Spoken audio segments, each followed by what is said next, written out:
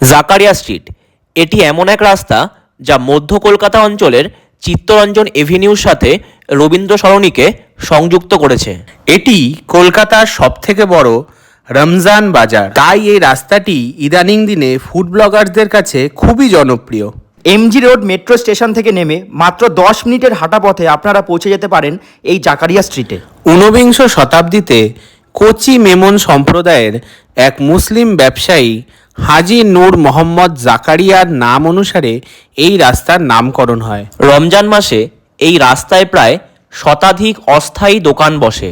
এছাড়াও সারা বছর এখানে অন্তত 25 থেকে 30টি রেস্টুরেন্ট খোলা থাকে। এখানকার জনপ্রিয় নাখোদা মসজিদের সামনে রাস্তায় বিভিন্ন ধরনের খাবার বিক্রি হয়। এই স্থানটি সাধারণত রমজান মৌসুমে সেহরি ও ইফতারের খাবারের জন্য বিখ্যাত। এই রাস্তায় গেলে আপনারা পেয়ে যাবেন বিভিন্ন রকমের কাবাব, মহব্বত